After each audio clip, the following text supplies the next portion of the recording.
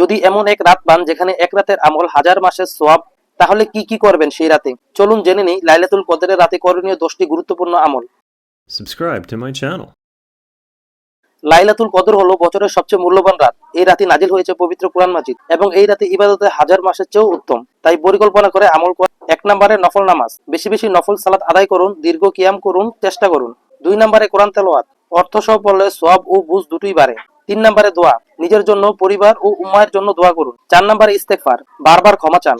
5 নম্বরে বিশেষ দোয়া, আল্লাহুম্মা ইন্নাকা আফুউন, দোয়াটি বেশি বেশি পড়ুন। 6 নম্বরে জিকির, তাসবিহ, তাহমিদ, তাকবীর, তাহলিল পড়ুন। 7 নম্বরে তওবা, গুনাহ থেকে ফেরার দৃঢ় নিয়ত করুন। 8 নম্বরে দান সদকা, সামর্থ্য অনুযায়ী দান করুন, অল্প হলেও দান করতে থাকেন এই মাসে। 9 নম্বরে পরিবারকে জাগানো, সবাইকে আমলের উৎসাহ দিন এবং নিজেও সবার সাথে আমল করার প্রতিযোগিতা করুন। 10 নম্বরে নির্জন ইবাদত, কিছু সময় একান্ত আল্লাহর সাথে কাটান। হাদিসে এসেছে রমজানের শেষ 10 রাতে ইবাদত বাড়িয়ে দিতেন রাসূল করিম সাল্লাল্লাহু আলাইহি সাল্লাম। রাত জাগতেন এবং পরিবারকেও জাগাতেন। এই রাত শুধু জাগার রাত নয়, বদলে যাওয়ার রাত। কম কাজ নয়, মন থেকে কাজ করুন, কারণ এই এমন সুযোগ বছরে একবারই আসে।